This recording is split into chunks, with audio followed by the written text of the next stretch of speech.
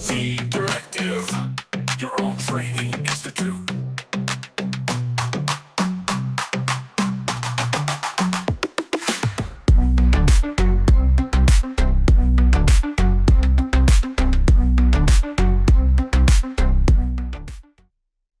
चलिए अब नया लेसन स्टार्ट करते हैं।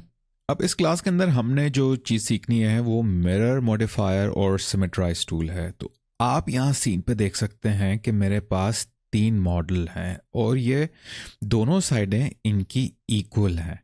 इसका मतलब है जो साइड यहाँ पर है वही साइड इधर है, जो साइड यहाँ है वही साइड इधर है। लेफ्ट राइट इन तीनों मॉडल्स के एक जैसे हैं। ये मिरर की सूरत में है, यानी कि सिमेट्राइज है। ये सिमेट्री यानी कि जो चीज़ आपका, हमारे पास 2 टाइप की सिमेट्री होती है। एक जो होता है वो परफेक्टली यानी कि सिमेट्रिकल होता है, फिर ए सिमेट्रिकल होता है। ए सिमेट्रिकल पर अभी हम लोग काम नहीं करेंगे, हम लोग परफेक्ट सिमेट्री पे काम करेंगे, यानी कि जो लेफ्ट साइड है उसी तरह आपकी राइट साइड है। इसी तरह इन तीनों मॉडल पर है। तो परफेक्टली सिमेट्राइज मॉडल बनाने के लिए थोड़ा सा टाइम लगता है आपको, क्योंकि आपके पास एक्यूरेसी होनी चाहिए। जो आप यहाँ पर जहाज़ का विंग बना रहे हैं वैसे ही जहाज़ का विंग जो है वो दूसरी साइड पर होना चाहिए। तो ये थोड़ा सा एक जो है लेंदी प्रोसेस हो जाता है। आप यहाँ पर जो बना रहे हैं वहाँ यानी कि साइड पर भी वैसा ही हो, तो इस पर थोड़ा सा आपको टाइम लगाना पड़ता है जब आप बनाते हैं। तो उस टाइम को बचाने के लिए हमारे पास मिरर मॉडिफायर होता है और सिमेट्राइज टूल होता है। तो इस लेसन में हम लोग ये दोनों चीज़ें सीखेंगे। चलें देखते हैं कैसे काम किया जाता है इन पे। अब मेरे पास ये क्यूब है, मैं इसको कन्वर्ट करता हूँ इनटू ए एरोप्लेन, यानी कि कोई जहाज़ बनाते हैं हम लोग, और जहाज़ को आपको पता है कि दोनों साइड उसकी जो है वो सेम होनी चाहिए, वरना तो जहाज़ उड़ेगा ही नहीं रियल लाइफ में। तो सिंपली मैं इस क्यूब को लेता हूँ, यहाँ से टैब प्रेस करता हूँ, एडिट मोड पर आता हूँ, तो और 3 प्रेस करके फेस मोड पर आता हूँ। यहाँ से इसको एक्सट्रूड करता हूँ जहाज़ की चोंच बनाने के लिए। तो ई दोबारा एक्सट्रूड किया इधर, फिर इसको स्केल कर दिया मैंने नीचे अंदर की तरफ इतना, ठीक है। फिर थोड़ा सा जी प्रेस करके जी प्रेस करके इसको नीचे की तरफ ले आता हूँ। अगर मुझे पीछे इसकी टेल चाहिए तो मैं इसको ई प्रेस करता हूँ, पीछे की तरफ लेकर आता हूँ। और अब अगर ये आपको बहुत थिक लग रहा है तो आप क्या कर सकते हैं कि आप एज लेके ये इस एज को सेलेक्ट कर लें, जी प्रेस करके जी ऊपर की तरफ, और इस एज को लेके जी प्रेस करके एक्स की डायरेक्शन में इधर। तो ये थोड़ा सा इस तरह बन जाएगा। अब यहाँ पर इसका जो ऊपर जो ट्रायंगुलर फ्लाइंग का एक सपोर्ट होती है वो बना देते हैं। फेस को सेलेक्ट करके ई प्रेस करके ऊपर की तरफ, और फिर ये जब बन जाएगा तो ई इधर, और फिर इन दोनों को सॉरी 2 प्रेस करके ये एज ले लिया, फिर ये एज शिफ्ट दबा के ले लिया, फिर स्केल किया मैंने। जो है स्केल में करूँगा वाई की डायरेक्शन में ताकि इस तरह स्केल हो जाए, ठीक है। फिर दोबारा मैं इस एच को लूँगा, जी प्रेस करूँगा और उसको एक्स की डायरेक्शन में यहाँ मूव कर दूँगा, ठीक है। फिर इन दोनों को लूँगा एजेस को, फिर जी प्रेस करके दोबारा एक्स प्रेस किया, पीछे की तरफ आ गया। तो ये काफ़ी अच्छा सा एक मेरे पास ओवरऑल एक लुक आ गई है इसकी। थोड़ा और उसको मॉडिफाई करता हूँ। इसको मैं लेता हूँ यहाँ से एच को जी प्रेस करके जी की डायरेक्शन में नीचे थोड़ा, ठीक है। अब ये वाले जो एजेस हैं इनको मैं यहाँ से पकड़ता हूँ, जी प्रेस करके जी प्रेस करके थोड़ा सा ऊपर की तरफ ले आते हैं। अब मुझे विंग चाहिए, तो अब विंग दोनों साइड पर होने चाहिए। अगर मैं इसको यहाँ से लेता हूँ और ई प्रेस करता हूँ, यहाँ लेकर आता हूँ, फिर इसको भी यहाँ से लेता हूँ, ई प्रेस करता हूँ, यहाँ लेकर आता हूँ, ठीक है। फिर मैं इसकी एडजस्टमेंट करता हूँ एच लेके जी जी ऊपर, फिर जी जी नीचे, इसी तरह यहाँ पर।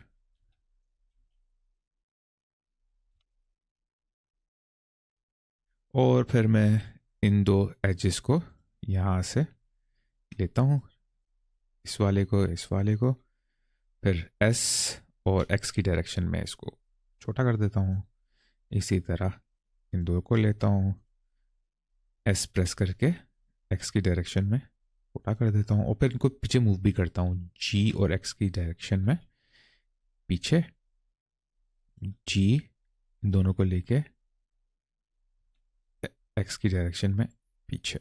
सही। अब हमारे पास ये जहाज की 2 विंग्स बन गए। अगर मैं देखूं उस तरह तो ये तो बिल्कुल सही लग रहा है, मगर ये और ये आप देखेंगे एक छोटा विंग है, एक वो है, क्योंकि परफेक्टली, और यहाँ से भी आप देखें एक ज़्यादा ऊपर जा रहा है, कम नीचे जा रहा है, सिमेट्री यहाँ आ ही नहीं रही है, यानी कि ये दोनों साइड सेम नहीं लग रही। अब इसको करने के लिए बहुत टाइम लगेगा। मैं इस तरह का एक विंग दूसरी साइड पे बड़ी मुश्किल से बना पाऊंगा, क्योंकि इसको बहुत टाइम चाहिए होगा, एक्यूरेसी चाहिए होगी बहुत ज़्यादा। तो इस ऐसी चीज़ को अवॉइड करने के लिए सिमेट्री को ये अभी एसिमेट्रिकल है, यानी कि दोनों साइडें सिमेट्री पे काम नहीं करी, दोनों यानी सिमेट्रिकल नहीं है, दोनों बराबर नहीं है। तो इसको सिमेट्रिकल बनाने के लिए बहुत टाइम लगता है, बहुत आपके पास परफेक्शन चाहिए होती है। तो इसको अवॉइड करने के लिए, एसिमेट्रिकल किसी मॉडल को अवॉइड करने के लिए हमारे पास मिरर मॉडिफायर और सिमेट्रिकल टूल होते हैं, तो वो हम इस पे इस्तेमाल करते हैं। सबसे पहले तो मैं अंडू करता हूं यहां पर, और तकरीबन इतना अंडू कर दूं कि हमारे पास विंग ना रहे, बाकी काम हम लोग कर लेंगे। सही। अब मैं क्या करूंगा कि भाई फिलहाल इसके ऊपर जो है सिर्फ एक ही विंग बनाऊंगा। अब विंग बनाने के लिए मैं एक और काम ये करता हूँ, क्योंकि विंग बहुत मोटा बन रहा था, तो मैं इसको डिवाइड कर देता हूँ कंट्रोल आर प्रेस करके। यहाँ पर मैंने ये लगा दिया अपना सेंटर में लूप कट, ठीक है, और कंट्रोल बी प्रेस करके इसको मैं बेवल कर देता हूँ हल्का सा, थोड़ा सा, ज़्यादा नहीं, इतना, ठीक है। और फिर ये वाला एज लेता हूँ यहाँ से, और जी प्रेस करके मैं जी की डायरेक्शन में उसको ऊपर ले जाता हूँ, और इसको जी प्रेस करके जी की डायरेक्शन में नीचे ले आता हूँ। तो अब मेरे पास ये तो, जो है एक फेस बन गया है, जो मैं फेस टूल से 3 प्रेस करके यहाँ से लेके इसको एक्सट्रूड कर दूंगा। अब ये अच्छी तरह से एक्सट्रूड तो हो गया है, और अगर मैं इसको और मज़ीद मॉडिफाई करूं तो क्या कर सकता हूं मैं, कंट्रोल आर प्रेस किया, यहाँ पे मैंने एक लूप कट लगा दिया सेंटर में, और 1 प्रेस करके मैं वर्टिसीज, इन 2 वर्टिस, बल्कि एज पे काम करते हैं, 2 प्रेस करके इस एज को लेता हूँ, जी प्रेस करके एक्स की डायरेक्शन में इसको थोड़ा पीछे ले आते हैं इस तरह, और इस एच को लेता हूँ और जी प्रेस करके मूव करता हूँ एक्स की डायरेक्शन पीछे की तरफ इस तरह। इसको मैं सेलेक्ट करता हूँ, जी प्रेस करके वाई की डायरेक्शन में थोड़ा इस तरफ ले आते हैं। सही जी। तो ये थोड़ा सा मेरे पास एक इंटरेस्टिंग सा शेप बन गया है। तो एक काम ये करते हैं कि ऑल्ट और प्रेस करके इन सारे एजेस को लेता हूँ, जी प्रेस करके एक्स की डायरेक्शन में थोड़ा पीछे ले आते हैं, तो ताकि अच्छा सा थोड़ा शेप बन जाए। अब मैं इसको थोड़ा राउंडिश बनाने के लिए कंट्रोल बी करता हूँ, और इसको बेवल करता हूँ, और थोड़ा सा इसके सेगमेंट भी बढ़ा देता हूँ। तो ये अच्छा सा एक मेरे पास विंग बन गया है। अब मैं एग्जैक्टली यही विंग अगर बनाऊं तो मुझे बहुत टाइम लग जाएगा, और इस तरह का एग्जैक्टली विंग नहीं बन पाएगा। तो उसके लिए हमारे पास एक तोड़ है, यानी कि हमारे पास एक, आप कह सकते हैं, जुगाड़ है। पहले एक काम ये करता हूं मैं यहां कि मैं निकल आता हूं एडिट मोड से बाहर, टैब दबा के। तो हमारे पास ये जहाज है, और इसकी सिर्फ ये साइड बनी हुई है, दूसरी साइड नहीं बनी। तो मैं क्या करूंगा, इसको सेलेक्ट करूंगा, मॉडिफायर पे आऊंगा, ऐड मॉडिफायर पे आऊंगा, ठीक है, यहां जनरेट पर जाऊंगा, और जनरेट के अंदर मुझे एक मॉडिफायर मिलेगा जो है मिरर मॉडिफायर। जैसे ही मैं इस मिरर मॉडिफायर को क्लिक करूंगा, ठीक है, तो आपको थोड़ा सा जहाज अजीब सा लग रहा होगा कि भाई ये तो इसकी क्या हालत हो गई। असल में क्या है कि ये मिरर कर रहा है जहाज को एक्स की डायरेक्शन में। मुझे इस एक्स की डायरेक्शन में मिरर नहीं करना, मुझे वाई की डायरेक्शन में मिरर करना है। तो मैं एक्स को यहां से डीसेलेक्ट करूंगा और वाई को चूज करूंगा। अब ये वाई की डायरेक्शन में मिरर कर रहा है। सही। अब मैं इसको यहां से हाइड करता हूं थोड़ी देर के लिए आपको दिखाने के लिए। आप देख सकते हैं कि ये पूरी जो चीज है, ये जो इसकी बॉडी है, मेन बॉडी, विंग को छोड़ के, ये फुल है, ये कंप्लीट है, यानी कि दोनों साइड हैं इसकी, मगर विंग की नहीं है, सिर्फ बॉडी की है। तो जब मैं इस पे मिरर मॉडिफायर लगाता हूं तो ये इस बॉडी को भी मिरर करके उधर उस साइड पे लगा देता है, मगर बॉडी तो फुल कंप्लीटली बन चुकी है, हाफ नहीं है। सही है, तो क्या होता है कि बॉडी भी साथ में डुप्लीकेट हो जाती है और बॉडी भी यानी कि ओरिजिनल बॉडी डुप्लीकेटेड बॉडी के ऊपर चिपक जाती है, और जो इस साइड का जो हमारा विंग है वो भी यहां पर मिरर होके आ जाता है।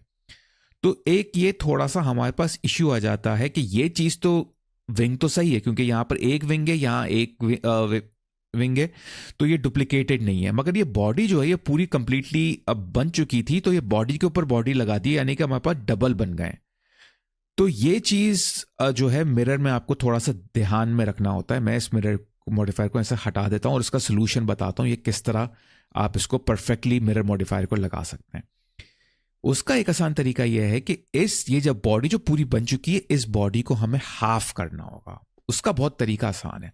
मैं टैब प्रेस करके एडिट मोड में वापस आता हूं, कंट्रोल आर प्रेस करता हूं, आप यहां देख सकते हैं, और मैं आ चुका हूं लूप कट के अंदर। मैं मिडल में लूप कट लगा दूंगा और फिर राइट क्लिक कर दूंगा यहां पर, तो ये मिरर में लूप कट लग जाएगा। जैसे ही लगेगा तो मुझे ये हाफ नहीं चाहिए, ये हाफ चाहिए, तो मैं इस हाफ को डिलीट कर दूंगा। एक और काम करते हैं, ये मुझे जो है ना ये पार्ट बिल्कुल पसंद नहीं आ रहा, तो मैं एक काम करता हूं, इसको यहां से पहले तो डिलीट कर देता हूं इस पार्ट को, ये मुझे नहीं चाहिए। तो टैप मोड में जाके 3 प्रेस करता हूं, एक्सरे मोड में आता हूं ताकि ये सारे मैं ले सकूं। अगर आप एक्सरे मोड में नहीं होंगे ना तो जो भी पीछे की तरफ है वो सेलेक्ट नहीं होगा। तो ये सारे सेलेक्ट हो गए इस वक्त क्योंकि मैंने एक्सरे मोड पे से सेलेक्ट किया था। एक ये सही तरह से सेलेक्ट नहीं हुआ है, दोबारा करता हूं, अब सही है। सही, अब ये सारी साइडें इसकी सेलेक्ट हो चुकी हैं क्योंकि मैं एक्सरे मोड में था। अब मैं इसको डिलीट करने के लिए एक्स प्रेस करूंगा कीबोर्ड पे, फेसेस को डिलीट कर दूंगा। अब मेरे पास ये होल रह गया है, तो मैंने आपको होल फिल का तरीका बताया था।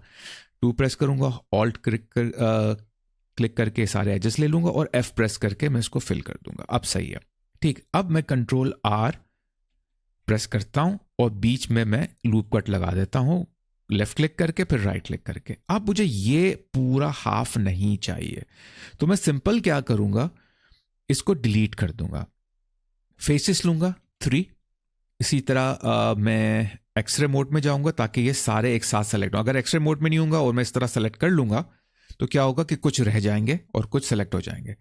तो मुझे क्या करना होगा, मुझे सिंपली एक्सरे मोड इसको डिसेलेक्ट करता हूं, एक्सरे मोड पे जाना होगा। एक्सरे मोड पे आने के बाद ही मैं इन सबको सिलेक्ट करूंगा ताकि आगे पीछे सारे सेलेक्ट हो जाएंगे। जब सारे सेलेक्ट हो जाएंगे बिल्कुल अच्छी तरह से, मैं इसको अनचेक करूंगा, यहां से एक्स का बटन दबाऊंगा, फिर फेसेस को डिलीट कर दूंगा।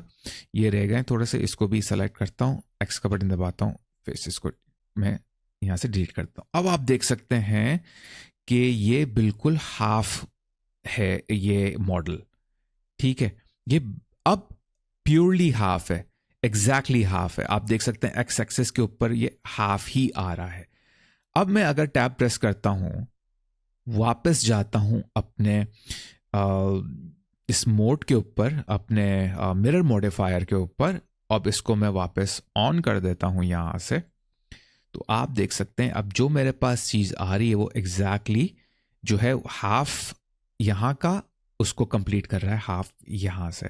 अगर मैं अब टैब दबा के एडिट मोड में जाता हूं, और क्योंकि ये मॉडिफायर है, मॉडिफायर जो होता है वो नॉन डिस्ट्रक्शनल होता है, तो अब मैं टैब दबा के जब एडिट मोड पर आ गया हूं तो अभी भी मैं एडिटिंग कर सकता हूं और ये अपनी जगह पे ही रहेगा।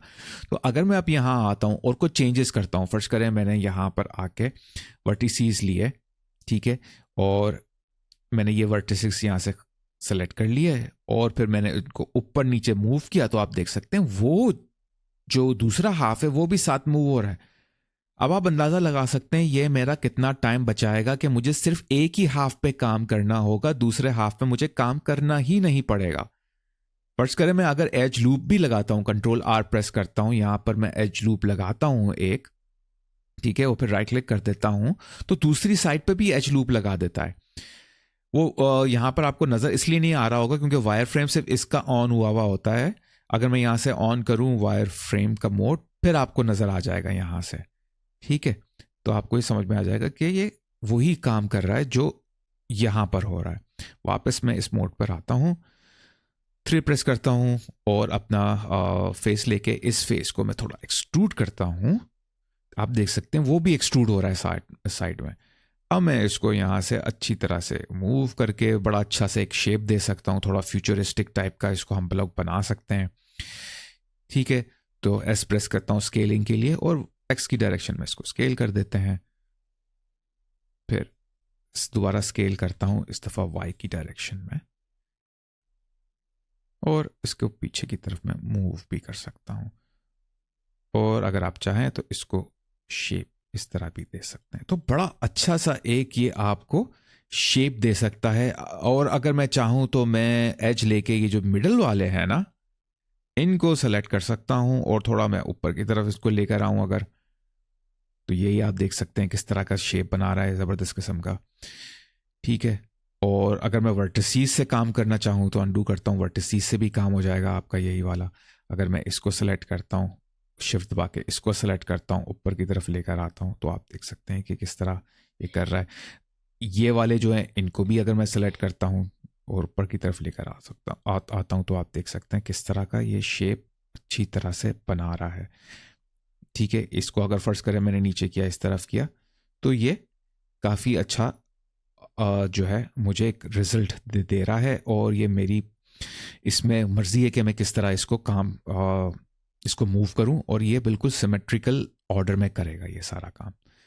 सही, तो आगे हम और देखते हैं कि इसमें और क्या क्या चीज़ें हैं। इसमें कुछ इश्यूज भी हैं, अब देखते हैं वो इश्यूज क्या हैं।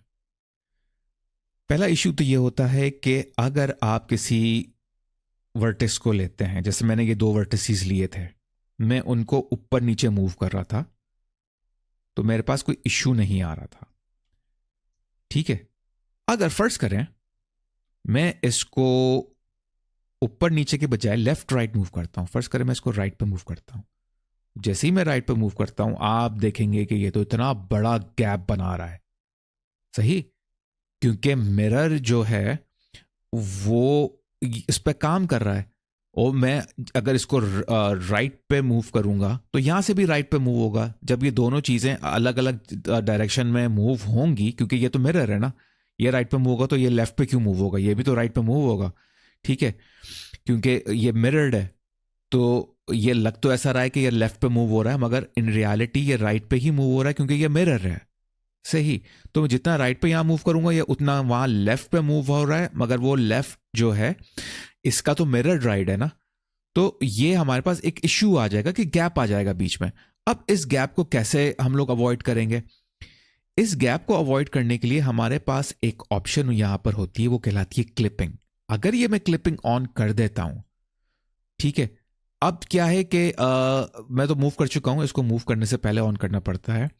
अगर मैं इसको अंडू करता हूं यहां से, अगर मैं अब क्लिपिंग ऑन करता हूं और अब मूव करना चाहता हूं इसको, तो आप देख सकते हैं ये मूव नहीं हो रहा क्योंकि क्लिपिंग ऑन है।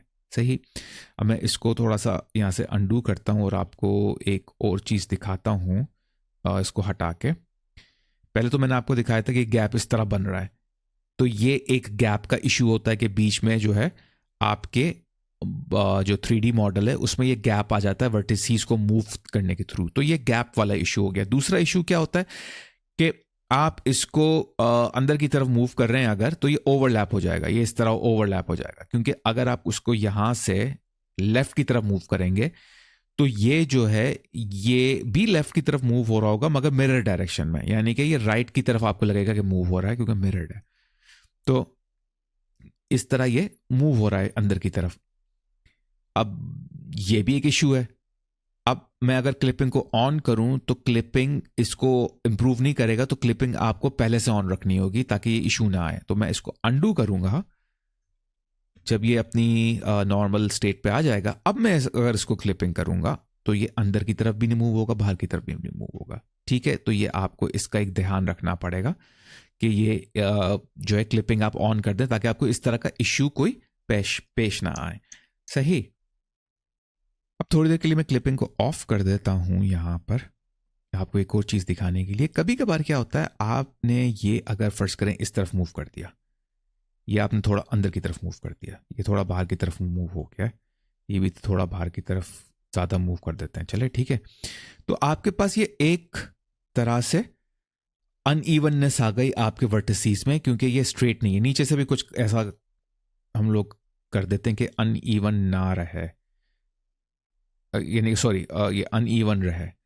ठीक है, तो हम लोगों ने ऐसे कुछ इस पे हरकतें कर दी हैं कि ये बहुत ही अजीब हालत में आ गया है, और ये जो यहाँ बड़े जो है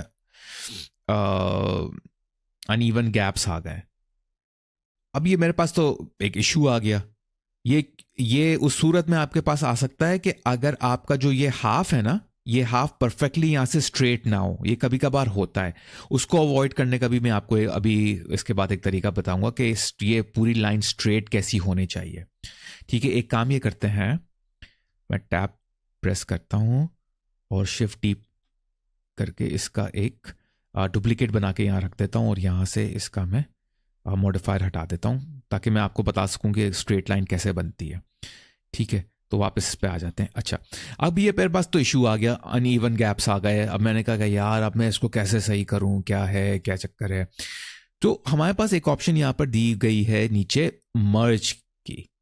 आपको मर्ज वर्टिसीज और मर्ज बाय डिस्टेंस याद आ गया होगा। ठीक है, लास्ट क्लास में सीखा था। तो अगर नहीं आपने वो क्लास देखी तो आप वापस जाके ना वो क्लास देख सकते हैं, क्योंकि ये बड़ा इंपॉर्टेंट पार्ट है। अगर मैं इस मर्ज को यहाँ से इंक्रीज करना शुरू करूँ तो आप ये देखेंगे कि जितने भी ये वर्टिसीज हैं ये सब आपस में मर्ज होना शुरू हो जाएंगे। तो जितना मैं इसको वो कर रहा हूँ आप देखेंगे मर्ज होना शुरू हो रहे हैं आहिस्ता आहिस्ता, तो ये फिक्स होना शुरू हो जाएंगे। मगर कुछ ज़्यादा ही अगर आपने मूवमेंट की हुई है तो थोड़ा सा जो है ना ये टेढ़ा मेढ़ा हो जाएंगे। ठीक है, मर्ज तो हो गए मगर थोड़ा सा शेप भी चेंज हो गया। ठीक, तो ये इसका एक जो है हमारे पास एक ऑप्शन यानी कि एक तरीका है। ठीक है, मैं इसको रीडू करता हूं क्योंकि मेरा वो डिलीट हो गया है पार्ट। ठीक है, अब यहां से इसको हटा देते हैं। अच्छा, तो अब अगर इस तरह का कोई यानी सिचुएशन आए तो आपको मैंने दिखाया था कि किस तरह वो मर्ज जो है उसको आप वहां से सॉल्व कर सकते हैं। अब क्या है, अगर आपके पास ये चीज़ आ जाए, बल्कि एक काम ये करते हैं, इसको ही यहाँ से डिलीट कर देता हूँ, इसी को सही कर दूंगा ताकि इस पर हम लोग और मज़ीद काम करें। ठीक है, तो यहाँ से इसको मिरर मॉडिफायर हटा देता हूँ फिलहाल। अब टैब दबा के अंदर जाते हैं। अब ये देखें कि अब मैंने आपको बताया था कि किस तरह ये सारा इशू मेरे पास आ गया है। ये सारी चीज़ें जो है ना, जितना भी ये है ये मेरे पास अब टेढ़ा मेढ़ा हो गया। मैं इसको कैसे सही करूँ, ये बहुत बड़ा एक इशू आ गया। अब मैंने जो आपको बताया था मर्ज वर्टिसीज से सही तो हो रहा था मगर शेप बिगाड़ रहा था। तो इसको सही करने का इस तरह की अगर आपके पास अनइवननेस आ जाए ना आपके बॉर्डर एजेस पे, ये बॉर्डर एजेस कहलाते हैं, जो यानी कि जो सबसे लास्ट पार्ट होता है आपके मॉडल का, क्योंकि इसके बाद मॉडल खत्म हो जाता है। तो ये इसको आप कैसे इसको जो है ना स्ट्रेट करें। सबसे पहले तो मैं ले लूंगा एजेस, प्रेस 2 ऑल्ट और फिर मैं एजेस ले लूंगा। अब क्या मैं करूंगा, अब मैं आप देखें मैं एडिट मोड के अंदर हूं। अब मैं इन एजेस को स्केल करूंगा। स्केल करने से पहले मैं आपको बता दूं कि जो ये स्केल होगा ना वो इस 3D कर्सर के ऊपर होगा। तो 3D कर्सर आपका जो है वो उस जगह पर होना चाहिए जो आपकी जो है मैक्सिमम लिमिट है स्केल करने की। तो मेरी मैक्सिमम लिमिट यही है स्केल करने की, क्योंकि ये यहां तक स्केल होगा, इससे आगे नहीं जाएगा। तो मैंने ये 3D कर्सर यहाँ जो है ये पहले ऑलरेडी ये है। अगर नहीं है आपके पास ऑलरेडी इस तरफ तो आपको मैंने बताया था 3D कर्सर कैसे मूव होता है। 3D कर्सर मूव करें टॉप एंगल से, क्योंकि टॉप एंगल बड़ा इसमें ज़रूरी काम जो है ना इसका होता है। तो मैंने ये Z प्रेस करूंगा तो मैं टॉप इसके एंगल पे आ जाऊंगा इस तरह। तो अब यहाँ पर जो है आप देख सकते हैं कि मैं एक मिनट में इसको यहाँ से कर देता हूँ टॉप एंगल, ताकि ये सही आपको नजर आए। अच्छा, अब क्या है कि मैं अगर इसको स्केल करता हूं, मैं एस का बटन दबाता हूं, स्केल करता हूं तो ये इस तरह स्केल हो रहा होगा। मगर मुझे अगर स्केल करना है इसको सही तरह से तो मैं स्केल इसको ओवरऑल स्केल नहीं करूंगा, मैं स्केल करूंगा इसको वाई की डायरेक्शन में। तो एस प्रेस करूंगा फिर वाई प्रेस करूंगा, तो आप देख सकते हैं जैसे ही मैं वाई प्रेस करके स्केल कर रहा हूं ना तो ये इसको स्ट्रेट भी कर रहा है। मगर क्योंकि स्नैपिंग ऑन नहीं है और मुझे एक्यूरेट पता नहीं है कहाँ पर ये स्ट्रेट होगा जाके, तो आप सिंपली अगर 0 प्रेस कर देते हैं ना अपने कीबोर्ड पे, तो ये इसको सेंटर पे जाके स्केल कर देगा, जो मेरा 3D कर्सर है मैक्सिमम लिमिट पे। अब आप देख सकते हैं कि मेरे पास ये स्केल Y, ठीक है, और 0, और फिर मैं एंटर प्रेस कर दूंगा ताकि कंफर्म हो जाए मेरा स्केलिंग। जैसे मैंने किया, आप देख सकते हैं ये वापस अपनी असल सूरत में आ गया। ठीक, अब मैं अगर इसको जाके यहाँ पर मिरर मॉडिफायर लगाऊं, टैब प्रेस करके बाहर आके अपना इस पे ही जो आपका ऑब्जेक्ट मोड है, और यहाँ पर आके अगर मैं इसका मिरर मॉडिफायर लगाता हूँ, ठीक है, और एक्स को रिमूव करके वाई की, क्योंकि ये वाई की डायरेक्शन में मुझे चाहिए तो मैं वाई प्रेस करूंगा। ठीक, तो ये मेरे पास इस तरह का मिरर आ गया। और अगर ये थोड़ा सा, क्योंकि मैंने मूव कर दिया था, तो आप इसको वापस अपनी जगह पे लेकर आ सकते हैं। टैब प्रेस करें, फेसेस ए, और फिर मैं इसको अंदर की तरफ मूव कर दूंगा थोड़ा। ठीक, तो ये आपको इस तरह जो है वो स्ट्रेट लाइन बना के दिखा देगा।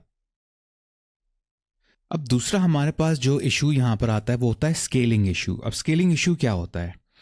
अब फर्ज करें कि मेरे पास ये एक लाइन सी यहां पर बनी हुई है और मैं चाहता हूं इसको स्केल करना, तो मैं अगर ऑल्ट प्रेस करके इन एजेस को सेलेक्ट करता हूं, यहां से ये सेलेक्ट हो जाते हैं, और अगर मैं इसको स्केल करता हूं, ठीक है, तो आप देख सकते हैं वो क्लिपिंग का मसला आ रहा है। तो मैं यहां से क्लिपिंग पहले तो ऑन कर देता हूं, फिर स्केल करता हूं उसको थोड़ा सा। आप देखेंगे ये परफेक्टली स्क्वायर शेप में जो है स्केल नहीं हो रहा। तो मैं अगर इसको यहां पर स्केल करता हूं इस तरह, तो आप देखेंगे ये स्क्वायर शेप नहीं है, ये रेक्टेंगुलर शेप में हो रहा है। रेक्टेंगुलर का क्या मतलब हो गया कि भाई सारी साइडें जो हैं वो सेम नहीं है।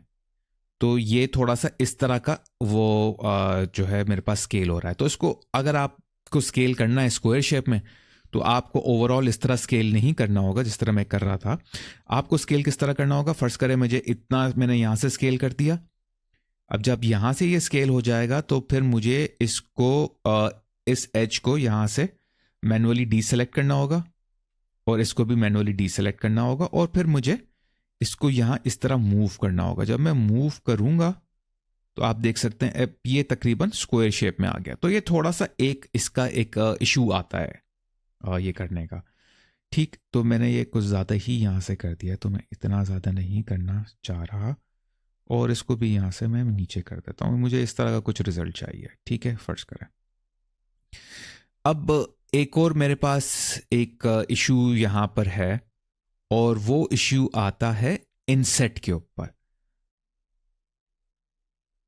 अब फर्ज करें कि मुझे ये जो पूरा मेरी विंड स्क्रीन आप कह सकते हैं, ये विंड स्क्रीन एक तरह से, अगर अब मुझे इस पूरी विंड स्क्रीन को एक तरह से इनसेट बनाना है। तो ये पूरी विंड स्क्रीन, क्योंकि ये मिरर्ड है, आपको पता है कि मैं यहाँ पर इंसेट करूंगा तो यहाँ पर भी इंसेट करूंगा, तो मुझे ये सेलेक्ट करनी होगी। इन दोनों को तो मैं इसलिए नहीं कर सकता सेलेक्ट क्योंकि ये तो मिरर्ड है, मैं मुझे ओरिजिनल करना पड़ेगा। अब आइए मैं इंसेट करता हूं, तो मैं ई दबाऊंगा इंसेट करने के लिए, सॉरी आई दबाऊंगा इंसेट करने के लिए। जैसे ही मैं आई दबाता हूं इंसेट करने के लिए और इसको इंसेट करता हूं, तो आप ये देखेंगे कि ये इंसेट तो हो चुका है, मगर इंसेट ये पूरा फुली इंसेट नहीं हुआ। तो अगर मैं आपको दिए एक्सरे मोड पे दिखाऊं तो आप ये देख सकते हैं कि ये यहां पर इंसेट हुआ है, हाफ ये यहां इंसेट हुआ है, और वो इस वजह से हुआ है क्योंकि ये जो है, अगर मैं इसको ई दबा के एक्सट्रूड करता हूं अंदर की तरफ, तो आप देख सकते हैं क्योंकि ये मिरर्ड है, ये इसको एक ऑब्जेक्ट लेता ही नहीं है कभी। तो आपको क्या करना है अब, क्योंकि अगर आपको पूरा एक फुल इंसेट चाहिए तो आपको मैनुअली एक काम करना पड़ेगा।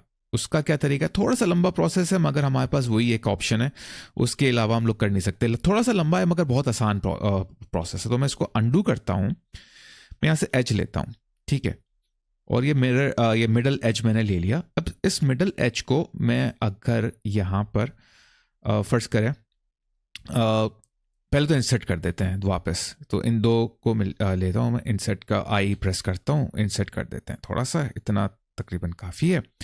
अब क्या करना होगा, मुझे ये एज लेना होगा, यहाँ से एच चूज करके एच लूंगा, एच के ऊपर राइट क्लिक करूंगा और सब डिवाइड कर दूंगा एच को, ठीक है, और 2 उसमें, ताकि मेरे पास 2 वो बन जाए, वर्टिसीज बन जाए, ठीक है। तो मैंने इसको 2 में डिवाइड कर दिया है। अब मैं अगर वर्टिसीज पे आता हूं तो आप देख सकते हैं कि मेरे पास एक वर्टेक्स यहाँ है, एक वर्टेक्स यहाँ है।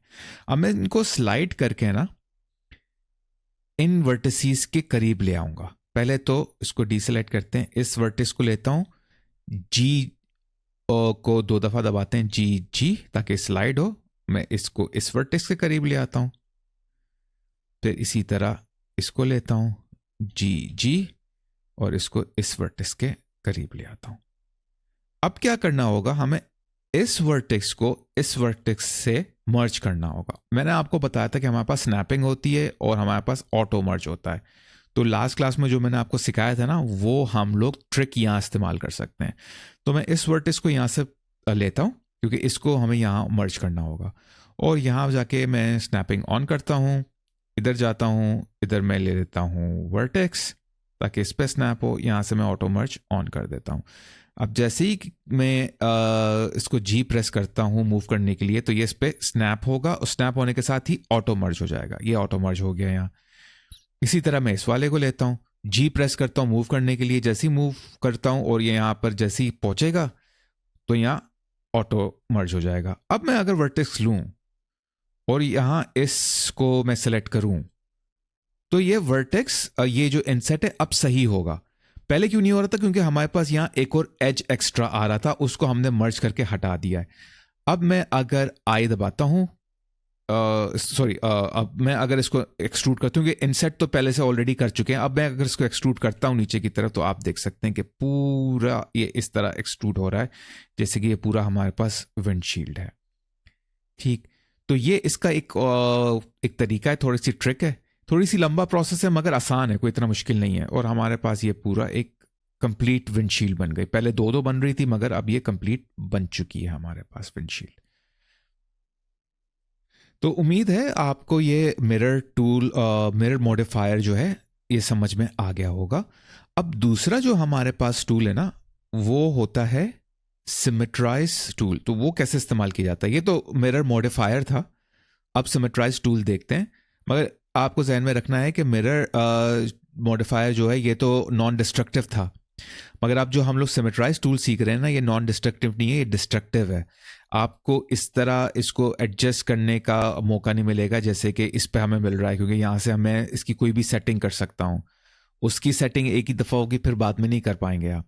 तो उसके भी कुछ एडवांटेज और यानी कि उसके डिसएडवांटेजेस है। यहाँ पर भी उसके कुछ एडवांटेज और डिसएडवांटेजेस हैं। तो पहले तो मैं ऑब्जेक्ट मोड पे जाता हूँ, इसको मैं डुप्लीकेट कर देता हूँ शिफ्ट डी प्रेस करके वाई की डायरेक्शन में, और इसके ऊपर से मैं ये मिरर मॉडिफायर हटा देता हूँ। अब मैं इस पर आता हूँ टैब दबा के। जैसे मैं यहाँ पर आता हूँ तो आप ये देख सकते हैं कि ये मेरे पास हाफ मॉडल है।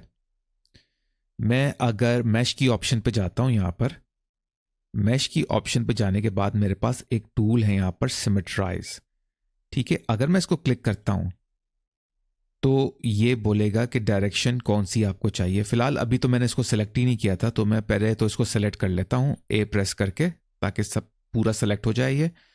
अब मैं जाता हूँ मैश पे, अब मैं करता हूँ तो इस पर अप्लाई हो जाएगा। अब ये x2 प्लस एक्स कर रहा है, सॉरी -x2 प्लस एक्स कर रहा है। ये डायरेक्शन इसकी यहाँ से यहाँ जा रही है, मुझे वो नहीं चाहिए। जैसे आपने देखा था यहाँ पे मैंने y वाली चूज करी थी, तो मैं यहाँ से भी y की चूज करूंगा। तो मेरे पास मेरे ख्याल में +y to -y में अगर ये चूज करता हूँ तो ये सही हो जाएगी। तो अगर आप कोई गलत भी चूज कर लें, कोई मसला नहीं है, आप यहाँ के जो आपको सही लग रहा है वहां पर आप जाके रुक जाएं। अच्छा, अब ये थ्रेशोल्ड नीचे क्या दिया हुआ है, ये वैसे ही है जैसे क्लिपिंग और आपका मर्ज वर्टिसीज वाली होती है। ये भी आप इसको कम ज़्यादा कर सकते हैं, मगर मुझे वो कम ज़्यादा नहीं करना, तो मुझे इस तरह की एक सिमेट्री मिल गई। अब ये डिस्ट्रक्टिव क्यों है, नॉन डिस्ट्रक्टिव क्यों नहीं है? ये तो नॉन डिस्ट्रक्टिव था, ये जो जिस पे हम लोग कार में थे ये तो नॉन डिस्ट्रक्टिव था, ये डिस्ट्रक्टिव क्यों है? फर्स्ट करें, मैं अगर इसको यहां से मूव करता हूं, अब आप देख सकते हैं कि ये यहां पर इसने काम नहीं किया, क्योंकि ये मिरर्ड ही नहीं है जिस तरह ये वाला था। ठीक, तो एक ये इसका एक इशू होगा।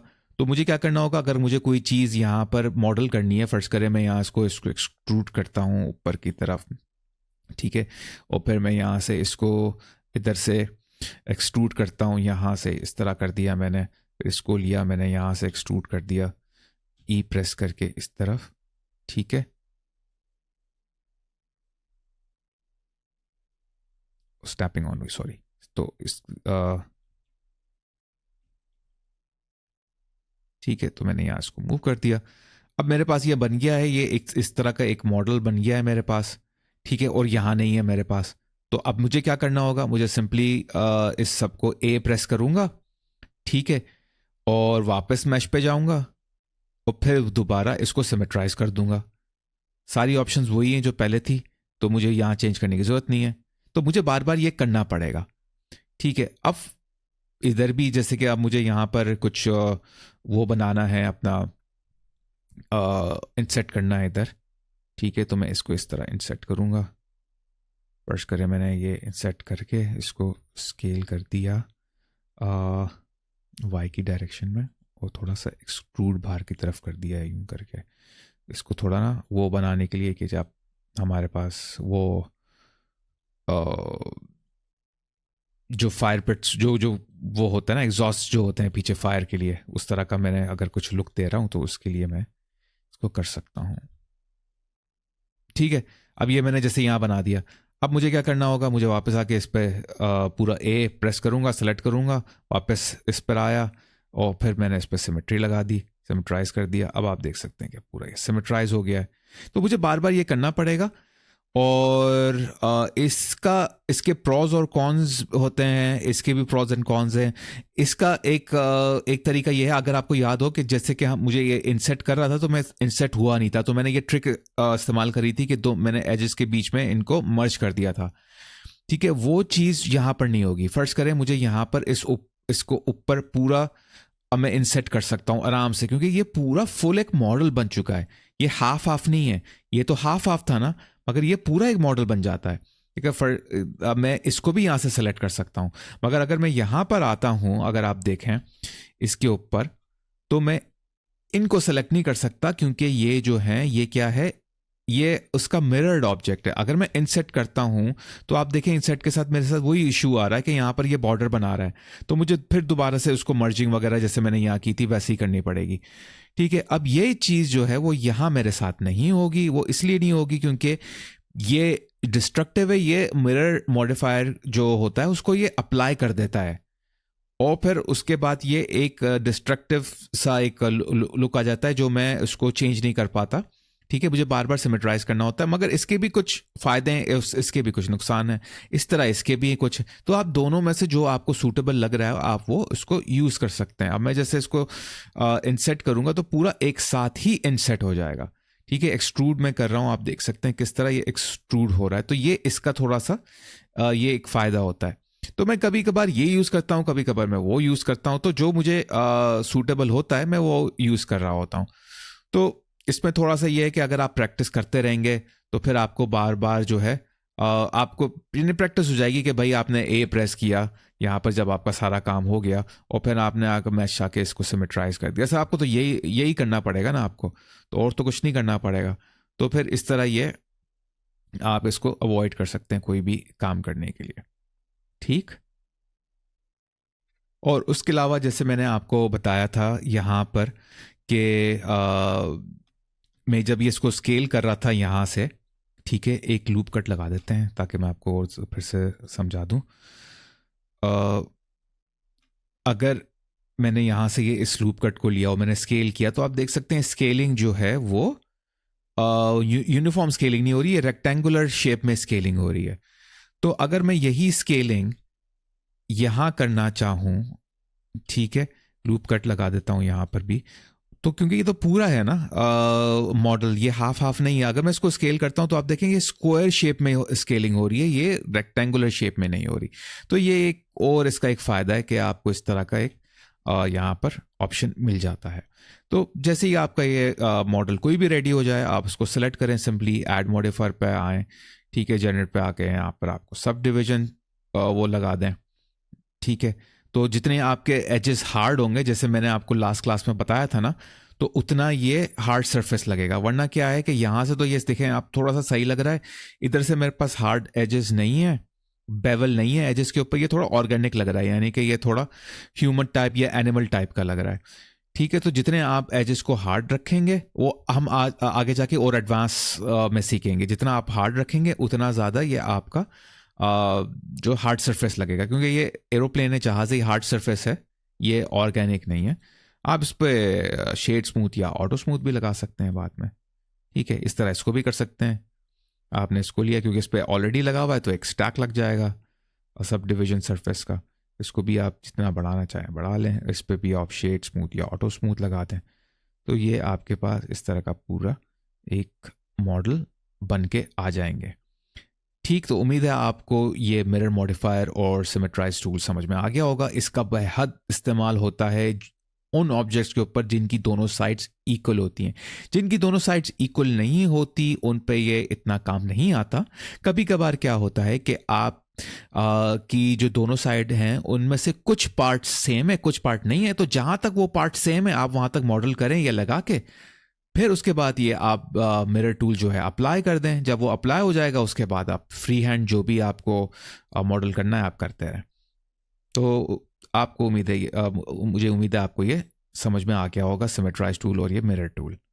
अगर आपने अभी तक मेरे चैनल को सब्सक्राइब नहीं किया है तो बराए करम अभी कर लें और बेल आइकन को दबाना मत भूलिएगा। मैंने ये नोटिस किया है कि आप में से काफी लोग मेरे वीडियोस मेरे चैनल को सब्सक्राइब किए बगैर देख रहे हैं। तो भाई अब मेरे चैनल को सब्सक्राइब कर लें ताकि आप जी इंटरैक्टिव कम्युनिटी का एक अहम हिस्सा बन जाए। और एक और अहम बात बताता चलूं, प्लीज मेरी वीडियोस को डाउनलोड ना कीजिए, सिर्फ उन्हें ऑनलाइन देखें। जब आप उन्हें डाउनलोड करते हैं तो मेरे चैनल का वॉच टाइम आवर असरअंदाज होता है, जो बहुत नुकसानदेह है। तो प्लीज आप उन्हें डाउनलोड ना करें बल्कि ऑनलाइन देखें। आप लोगों का बहुत बहुत शुक्रिया। अब मिलते हैं अगली वीडियो में, तब तक के लिए इजाजत दें और अपना बहुत ख्याल रखें।